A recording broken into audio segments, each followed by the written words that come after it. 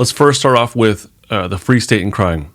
Now, I agree that when someone's actually in a free state, meaning they're actively in that free state, then crying is probably not going to happen.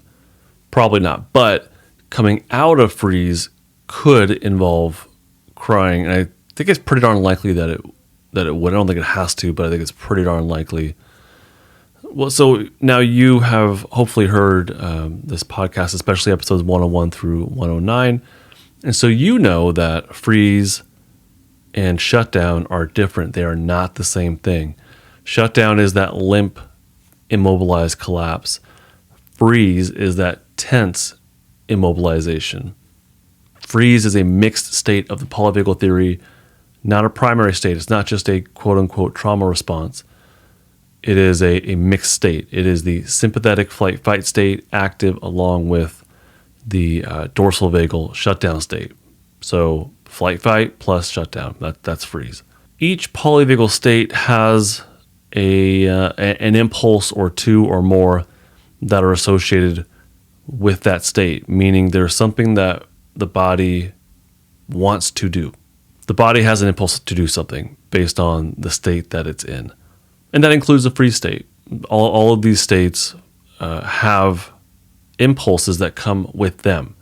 The body is primed to do something in these states. And that includes the safety state. That includes being in your ventral vagal state of safety and social engagement. The impulse there is going to be to connect to others, but more specifically, it could be to hug somebody.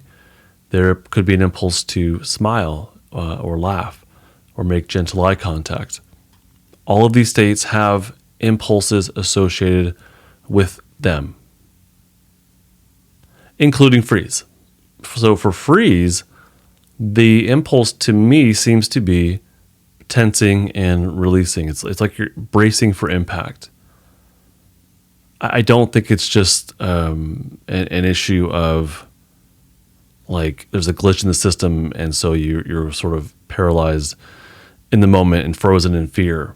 I think that has an evolutionary benefit to it. That frozen in fear could allow for an increase of survivability. It could mimic a corpse, even. That's not really an impulse, but that's an evolutionary benefit to it. But as far as an impulse is concerned with freeze, there really is this like you're sort of like tensing in anticipation or preparation of explosion, and that might be explosion in aggression, but it could also be explosion in aggression and then explosion in escape, running away.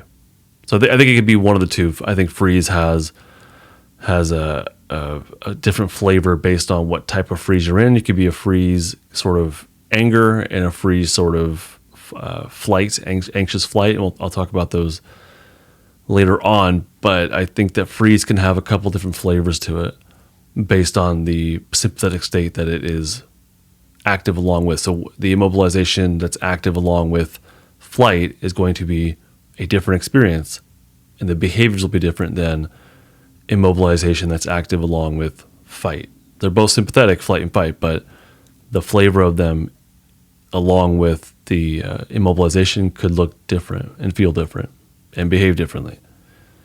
So the impulses that come along with that will be different as well. But I think in general for freeze, there is this general impulse to brace and then explode in flight or fight, to escape or to use aggression. But for us humans, I think on a more day-to-day basis, more commonly, it's crying. I think crying is the release of the freeze state. If you think about it, and especially if you're aware of that whole polar bear video, Peter Levine's famous polar bear video where the polar bear is tranquilized while running away from human beings in a helicopter. While the polar bear is tranquilized, it's immobilized, but the flight energy, maybe some fight too, but the flight energy, we'll say, is trapped in its system. And so when it comes out of that state, it has to shake and tremble all of the trauma, or the potential trauma off. And in that video, they describe it as the polar bear releasing the stress, but really it's flight energy. and it naturally knows how to self-regulate and shake and tremble and spontaneously breathe and discharge it, the stuck flight energy. Us humans can do that. It's not as natural, it seems like, anymore, but we can. And I think our version of that is crying. And if you think about it, when we cry, we shake and we tremble and we shudder and we have this spontaneous breathing. And when we're done crying, a lot of times we feel better. Not every time, but we kind of feel better, different. We might feel lighter. We might feel like we're more able to connect. We might feel more in our safety state from crying out whatever is stuck inside of us as far as sympathetic energy. So crying and the free state do go hand in hand, but I would say it's more of coming out of the free state and crying it out. As someone comes out of the shutdown state, I don't think there's really crying associated with it. I mean, I don't want to speak in absolutes, but usually what I see is that people have a surge or a gradual surge of fight energy. They don't really cry, and then it comes at kind of like they're in shutdown, and then the fight energy comes as they climb their ladder. Freeze is different. Freeze seems to have crying associated with it. Hey, fellow Stucknot, do me a favor, though, and make sure you are subscribed or following this podcast.